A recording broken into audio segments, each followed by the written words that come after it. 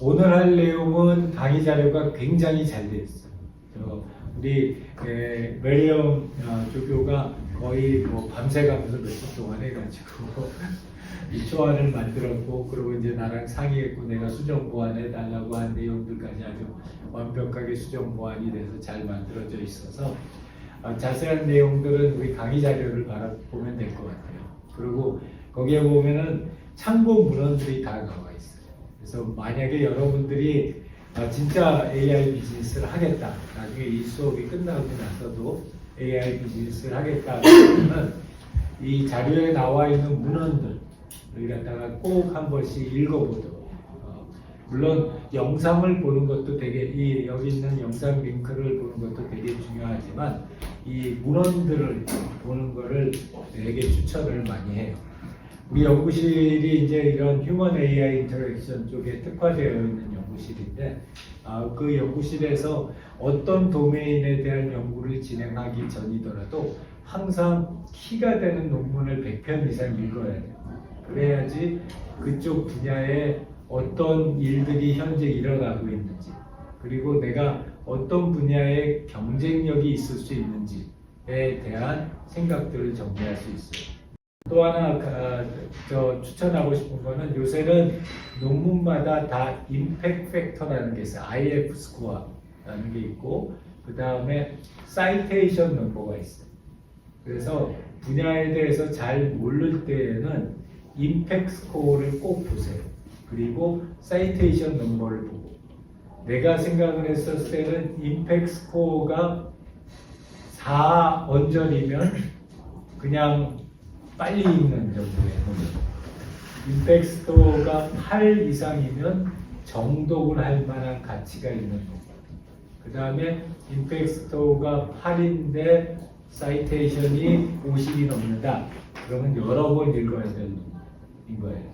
그래서 그런 식으로 해서 이야기를 갖다 정리를 하면 좋을 것 같고요. 자, 오늘 내용은 데이터예요. 데이터고, 내가 뭐 여러 번 강조를 했으니까 데이터에 대한 내용들은 정말 아무리 강조해도 지나침이 없는데, 우리가 그냥 데이터 이렇게 쉽게 얘기하지만 데이터 내에서는 굉장히 다양한 종류의 데이터가 필요로 합니다.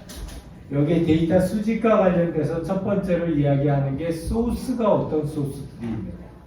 데이터를 갖다 우리가 얻을 수 있는 소스가 어떤 것들이 있느냐를 갖다 보는데, 가끔가다 내가 가장 많이 접하는 오류는, 실수는 한 데이터 소스에 너무 많이 의존하는 거예요. 근데 그게 굉장히 취약해요, 비즈니스를 할 때. 그렇기 때문에 데이터의 소스를 여러 개를 가져가는 게 되게 중요해요. 그래서 예를 들자면은 이 디지털 헬스 쪽에서는 거의 99.9%가 EMR, EHR 데이터만 열심히 수집하고, 또 그거가 있으면 비즈니스를 하고 그게 없으면 비즈니스 못한다, 이렇게 생각을 해요. 그래서 그 EMR, EHR 데이터, 일렉트로닉 메디컬 레코드나 헬스 레코드라고 하는 건데, 이제 주로 의사 선생님들이 작성하는 거예요. 그리고 이제 검사 결과로 나오는 것들인데, 물론 굉장히 양질의 데이터이기는 해요.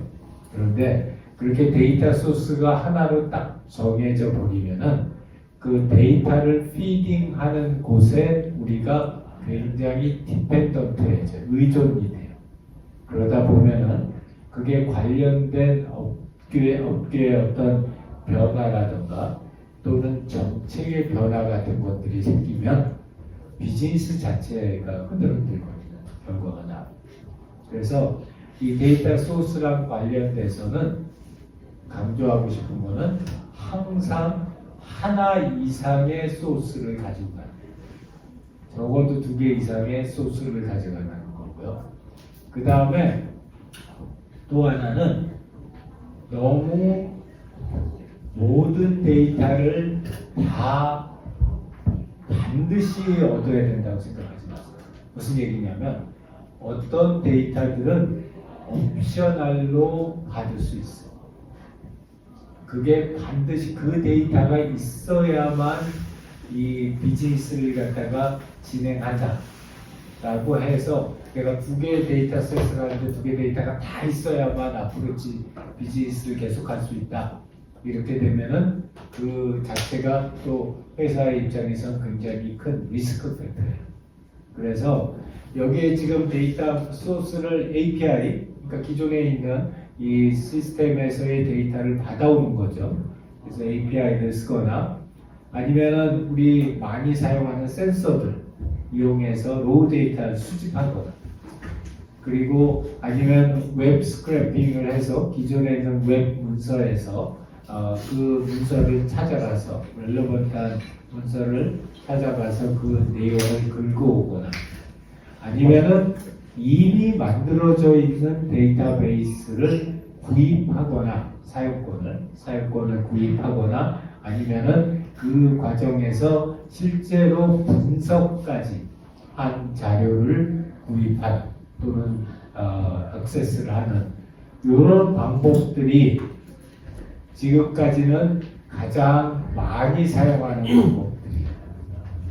근데 여러분들이 한번 여러분들 비즈니스를 하면서 생각을 해볼 거는 어느 게 물론 이제 첫 번째는 여러분들이 하려고 하는 비즈니스 도메인하고 제일 잘 맞아야 되겠죠. 그건 뭐 더 말할 나위 없죠. 다 예를 하나 들면은 예를 들어서 내가 이제서부터 유방암 환자들을 위한 치료제를 만들겠다라고 마음을 먹었다면 당연히 유방암 관련된 관련성이 높은 그런 데이터들을 갖다가 먼저 어디서 내가 얻을 수 있나 하는 소스를 갖다 찾아볼 거예요.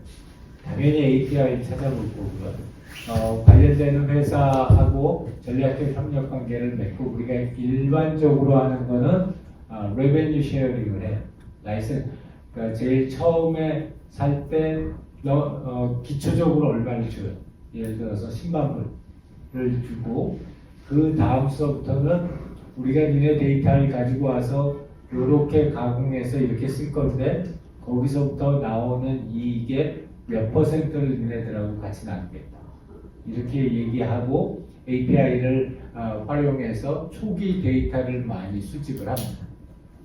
여기서 그 한 가지 강조하고 싶은 이제 나중에 디테일한 내용은 안에 있는 자료들을 보면 좋을 것 같고요. 여기서 한 가지 강조할 부분은 그런 그 기업체들을 컨택하는데 무서워하지 마세요. 우리 이제 보통 이런데 이제 가격 이런 데이터 API 가격들 이렇게 설정해 놓은 거 보면은 데이터베이스도 마찬가지고 가격하고 이렇게 써 있어요. 그 전화하라. 그러면 한국 사람들은 전화를 못해. 전화를 갖다 했었을 때 이게 얼마나 비쌀지 걱정이 되니까 전화를 갖다 못해요. 물론 비싸긴 되게 비싸기는 되게 비싸지만 근데 이 사정을 얘기하고 서로 내고를 해봐서 우리한테 손해될 게 하나도 없어요. 그렇기 때문에 나는 여러분들한테 강추하는 것은 뭐냐면 여기에 있는 소스들을 다 한번 생각을 해보세요. 다 생각을 해보는데 그거를 여러분들이 직접 다 하려고 하지 말고 하는 데가 있으면 일단 컨택을 해서 어떤 계약 조건으로 어떻게 받아올 수 있는지를 갖다가 한번 생각을 해보세요. 그 다음에 중요한 이슈가 데이터 전처리예요. 말하자면 모델에 넣기 전에 모델에 넣기에 적합한 용도로 형태로 만드는 거예요. 여기에는 데이터 정제가 있어요. 데이터를 받으면 다 깔끔하게 다 들어올 거고 절대로 안 써요. 칸이 비어있는 데이터들이 무지하게 많고 그 다음에 중복돼서 들어가 있는 데이터들도 무지하게 많고 그 다음에는 아웃라이어 데이터들도 되게 많이 있어요. 얘네들을 갖다가 없애고 채우는 작업하는 게 데이터 정체고 그 다음에 스케일링하고 정교화를 한다는 건 뭐냐면 이게 어떤 데이터는 1서부터 10 사이에서 왔다 갔다 버리고 어떤 데이터는 1서부터 만 사이에서 왔다 갔다 버립니다. 그럼 이 데이터들을 동일하게 집어넣으면 당연히 어떻겠어요? 1서부터 만까지 사이에서 왔다 갔다 거리는 데이터가 훨씬 더 중요한 역할을 해요. 그런데 사실은 1서부터 10에서 왔다 갔다 하는 데이터가 더 중요한 데이터입니다. 그렇기 때문에 이런 스케일링하고 정교화라고 한다는 것은 우리가 다양한 정보 데이터를 얻었을 때 그 데이터들이 적절한 형태로 바이어스 없이 들어갈 수 있게 만들어줍니다. 이런 디테일한 내용 우리 강의 자료에 잘 정리를 해놨고요. 그 다음에 데이터를 갖다 변환할 필요도 있어요. 특히 비정교화되어 있는 데이터를 정교화시키고, 예를 들자면 말로 많이 되어 있는 거를 그 말은 0, 또 막 되어 있는 거 이 말은 1, 이런 식으로 하는 거죠. 우리 요새는 뭘 하고 있냐면 아까 얘기했던 마비말 장애 같은 경우에 사람들이 막 말씀하시는 걸 갖다 딱 하고 이 미국 뇌졸중학회에서 환자의 심각도를 0, 1, 2, 3 네 가지 레벨로 카테고라이제이션을 하셨어요. 그래서 그렇게 데이터를 변환시키는 작업을 하고 데이터 증강을 해요. 이 데이터 증강은 뭐냐면 대부분의 여러분들이 만드는 지금 비즈니스는 다 데이터가 부족해요. 데이터가 부족하기 때문에 부족한 데이터를 가지고서 인공지능 모델, 특히 딥러닝 모델을 학습시키려면 데이터의 개수를 뻥튀기를 해요. 그 데이터 개수를 뻥튀기 하는 게 데이터 증강이에요. 어떻게 하냐? 이미 우리가 수집한 100개의 데이터에 대해서 조금씩 바꿔요. 그렇게 해가지고 조금씩 바뀌어진 데이터를 하나 100개의 데이터 한 개에 대해서 100가지 조금씩 바꾼 데이터를 만들면 10,000가지가 되죠. 그래서 그런 형식으로 해서 데이터 어그멘테이션을 해요. 자, 얘네들에서 하고 싶은 얘기 딱 한 가지예요. 여러분들이 생각했던 것보다 훨씬 더 시간이 오래 걸립니다. 어떻게 생각하면 AI 비즈니스를 할 때 가장 많이 시간이 들어가는 게 바로 이 부분. 물론 밑에 있는 익명화까지 포함해서. 그래서 여러분들이 이제 예비 창업 패키지 제안서를 쓴다라고 할 때 이 데이터 정제 작업에 충분한 시간을 잡아놔요. 이걸 갖다가 우리는 이미 정제된 데이터를 갖다 얻을 거기 때문에 이거에 대한 시간이 필요 없습니다. 이렇게 쓰면 떨어져요. 현실적이지 않다는 걸 심사위원들이 다 아니까. 그래서 이거는 전체 예를 들어서 여러분 프로젝트가 12달이다. 적어도 8달 이상을 이뤘어요. 데이터 정제는. 이거는 무지무지한 수작업이고 노동집약적이죠. 물론 이것도 AI, 생성형 AI를 써서 많이 도움을 받기는 하지만 아직도 상당히 많은 수작업이 들어가는 부분이기 때문에 시간을 많이 잡아줘야 되고, 그리고 여러분들은 이 다음 주에 우리 각 팀의 팀 프로젝트 얘기할 때 우리는 어떤 쪽을 어떻게 스케일링을 하고 변화를 하고 증강을 시킬 것인가에 대한 플랜이 있어요. 그런 플랜이 있어야지 저 팀은 구체화되어 있구나, 프로포절이 구체화되어 있구나 얘기를 할 겁니다. 그 다음 중요한 게 데이터 익명화예요. 여러분들은 무조건 익명화해요. 왜냐하면 다 내 얘기하기 때문에. 예를 들어서 우리 회사에서 모집하는 모든 데이터는 우리 안에 다 익명으로 저장돼요. 그리고 몇 단계를 거치더라도 그게 실명으로 아이덴티파이어블 가능하다고 하는 데이터는 다 지워요. 예를 들어서 우리 HRV 데이터를 뽑는다. 얼굴 보고 비디오 찍잖아요. 얼굴 보고 비디오 찍는데 얼굴 찍는 비디오 데이터는 우리 안에 한 편도 없어요. 그거는 찍자마자 랜드마크에 대한 RGB 값으로 변환한 다음에 얼굴에 대한 동영상 자료는 다 삭제해요. 왜 삭제하냐? 걔네들을 가지고 있으면 물론 나중에 추가 분석을 통해서 우리가 지금은 HIV만 잡지만 나중에 딴 것도 잡을 수 있을 가능성은 있죠. 대신에 그 가능성에 대비해서 우리가 가져가야 될 리스크는 뭐냐면 우리 회사가 한번 잠시라도 뚫리면은 개인의 얼굴이 유포가 돼요. 이거는 뭐 회사 문단은 아주 지표이기 때문에 그런 리스크를 갖다가 감당하면서 사람들의 얼굴 데이터를 저장해 놓을 이유가 없는.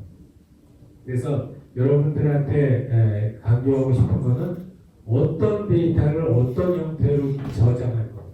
특히 여러분들이 익명화 또는 프라이버시가 문제가 될 수 있는 것들은 최대한 삭제해야 된다는 거고요. 데이터 증가는 아까 얘기했고 AI 윤리적 데이터 사용과 관련돼서는 이 편향 우리 지금 데이터셋이 어느 쪽으로 바이어스 되어 있느냐 하는 거를 계속 모니터링 해야 돼요. 처음에 듣는 여러분들이 수집하는 데이터도 당연히 언바이어스 돼야 하지만 계속 비즈니스를 하면서 들어오는 데이터들도 이 데이터가 언바이어스 되어 있는지를 계속 모니터링 해야 돼요. 예를 들어서 우리 메리엄 연구원이 하고 있는 연구에는 에브리데이 2,000명의 새로운 고객들이 와요. 그러면 그 2,000명의 데이터가 에브리데이 쌓이는 거예요. 그 쌓이는 데이터들이 어느 쪽으로 편향이 되느냐 하는 거는 에브리 위크죠. 에브리 위크에 우리가 모니터링한 결과를 가지고서 결과를 이야기를 해요. 탈락률서부터 시작해서 이 응답한 우리 서비스를 쓴 사람들의 지금 프로포지션이 어떻게 바뀌고 있느냐라는 것을 매주 체크를 해요. 그런 것처럼 이 편향성과 또 그것에 대한 투명성, 우리가 데이터를 어떻게 사용하고 있고 이 데이터가 어떻게 결과를 내고 있다는 게 명백하게 드러나게 돼 있어요. 자, 여기까지가 우리 오늘 수업 내용이고요.